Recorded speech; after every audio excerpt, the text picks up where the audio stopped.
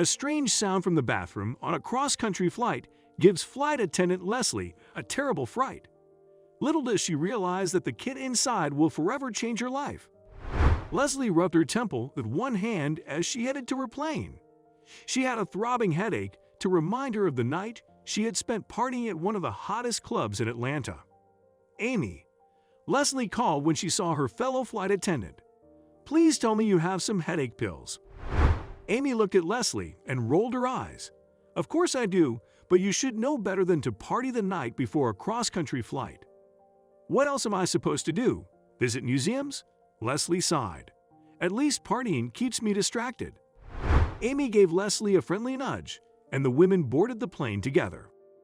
"One day, everything will work out for you, Leslie," Amy said. "Just have faith." Leslie and Amy immediately got to work preparing for the passengers to board, then doing the safety demonstration and ensuring all the passengers settled in. Finally, Leslie crept to the galley and drank her headache pills. "I wonder if Amy will mind if I lie down in the rest quarters for a bit," Leslie said. She was heading off to speak to her colleague when an odd sound stopped her in her tracks. Leslie paused, listening hard. A moment later, she decided she must have imagined it. Maybe Amy was right about her partying too much. She'd already planned to hit several clubs when they touched down in LA, but perhaps she'd take it easy and skip a few of them. When Leslie passed the bathroom door, she heard a high-pitched mooing sound again. There was no way there was a cat on the plane, so it had to be a child crying. Amy knocked on the bathroom door. When nobody replied, she opened the door and peeped inside. A second later, she screamed. A moment later, Leslie realized the shuddering bundle that frightened her was a young boy. He'd been crying and looked up at her with tearful eyes. "Don't do that," Leslie said to the young boy who'd surprised her. "What are you doing in here?" The boy hugged his knees and started crying again. Now that she was over her shock, Leslie felt sorry for the boy. She crouched down in front of him. "I'm sorry I shouted," Leslie said. "You gave me a fright. I'm Leslie. What's your name?" The boy sniffed. "My name's Ben." Leslie helped the boy up. She let him sit in one of the crew jump seats while she searched the passenger list for his name. It was probably the boy's first time on a plane, and he didn't seem to enjoy it. Leslie frowned. She checked the passenger list again, but still didn't find the boy's name. It had been far too long since Leslie last had to comfort a child. The thought filled her with longing for her home, but now was not the time to think of that. She sat beside Ben and put her hand on his arm. "Ben, sweetie, are you lost? I can help you if you tell me where to find your family." Ben let out a sob. He was hunting a paper bag to his chest, Leslie noticed. It set her nerves on edge because of all the horror stories she'd heard about substances brought onto flights. "What's in the bag, Ben?" Leslie asked. "It's Granny's medicine," the boy replied. "She's going to die without this medicine, and it will be all my fault." Over the next few hours, Leslie managed to coax the whole story out of Ben. He was the youngest boy in a large family. While his older brothers spent most of their time playing sports and getting into scrapes, Ben dreamed of becoming a scientist. His mom hadn't appreciated the explosive side effects of Ben's quest to discover a cure for all diseases. He dearly hoped to make his mother proud and earn a hunt from her, but instead, she made him sit in the corner. "I just want her to look at me with the same love and pride she gives my older brothers when they do well." Ben sobbed. "That's why I stole the bag of Granny's medicine." When Ben's grandmother fell ill, the family decided to visit her in Seattle and bring her medicine. Ben had gotten separated from his family at the airport. He'd eventually spotted his mother again and followed her onto the plane. "But she wasn't my mom," Ben wailed. "And now I'm on the wrong plane. I wanted to be the hero who gave Granny her medicine, but now I'm the baddie. She's going to die because of me." Leslie had alerted all the relevant authorities when the plane touched down in Los Angeles. She felt terrible for Ben, but was ready to put the whole situation behind her. So when she found out about the arrangements the airline made for Ben, Leslie was shocked. She stared at the boy she was now forced to look after and share her hotel room with. This wasn't fair. She'd made a list of clubs to check out in LA, but now she had to babysit instead.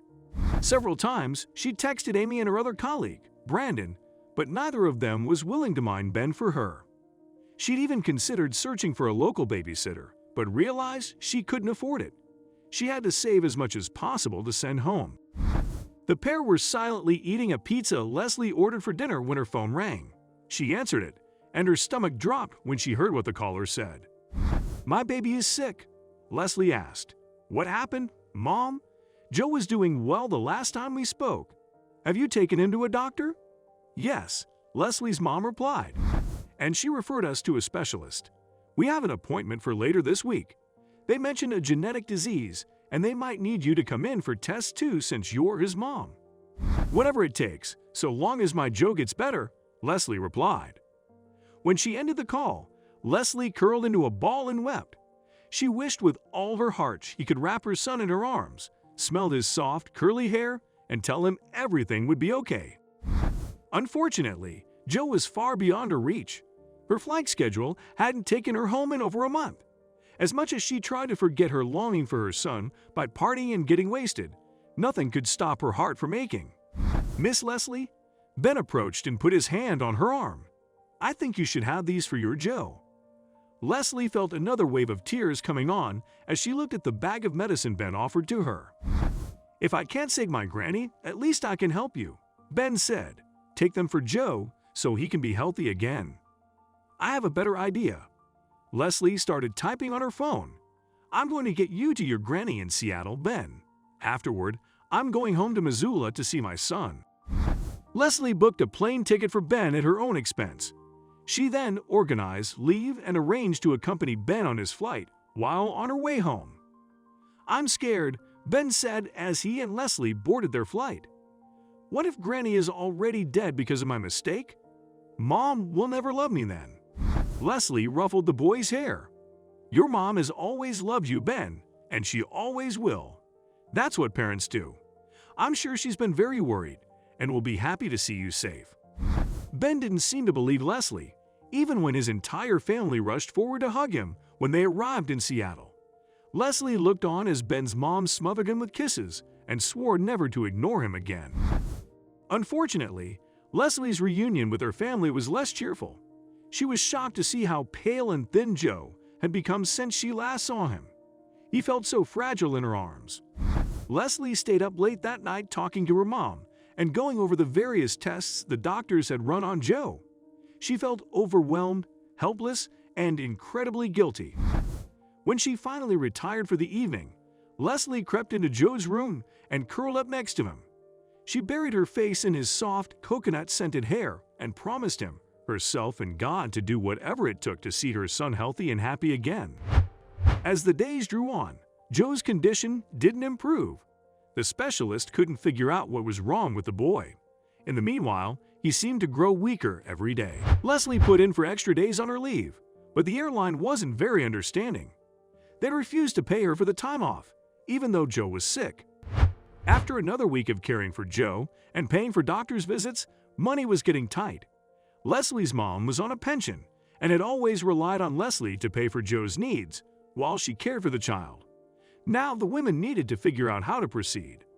"Maybe I can get a job here," Leslie said. "Maybe something that pays better." "It's worth looking at any rate," Leslie's mom shrugged. "If it comes to it, I can sell a house." Just then, there was a knock at the door that changed everything. Leslie opened the door and found a familiar face staring up at her. "Ben?" She noted then that the family she recognized from the airport was with him. "What's going on?" "I have something for you and Joe." Ben presented Leslie with an envelope. Leslie opened the envelope. Inside was a check. When Leslie saw the amount on it, her jaw dropped. "What is this? I can't accept it," she stammered. "It's over $100,000. We want you to have it." Ben's mother stepped forward. "We started a crowdfunding campaign for my mother's treatment, but the woman put a hand to her mouth. She passed away a few days ago." Ben's father stepped forward and embraced his wife as she burst into tears. "We decided together that we should give you the money for Joe," Ben continued. "We announced what we planned to do on the crowdfunding campaign too," Ben's dad added, "so everything is above board." Leslie pressed the check to her chest as tears welled up in her eyes. "Thank you all so much," she sobbed. "This is the greatest gift I've ever received. I only hope it's enough." Ben lunged forward and hugged Leslie's legs. "It will be enough, I'm sure of it. And when Joe is better one day, I'm going to come back here to play with him." Leslie smiled and ruffled the boy's hair. "You'll always be welcome to visit here, Ben." The check was almost the exact amount Leslie needed. After countless doctors and treatments, Joe returned to his old self a month later. As Leslie watched him playing with the neighbor's dog on the front lawn, it was hard to imagine a time when he hadn't been strong and full of laughter. "And it's all thanks to Ben," she muttered. The familiar sound of a plane soaring overhead drew Leslie's eyes skywards. She would soon return to work. She'd also just thought of the perfect way to repay Ben's family for their generosity. She pulled out her phone and started making calls. The next day, she called Ben's mom to tell her that the airline offered her family a generous discount on all flights for the rest of their lives. What can we learn from this story? All children need attention. Ben was desperate to earn his mother's affection, so he acted foolishly. If she'd realized her son felt neglected, she could have acted sooner to ensure he always felt loved. You can only avoid emotional pain for so long. Instead of distracting herself from the pain of missing her family with partying and destructive habits, Leslie could have found a healthier coping mechanism.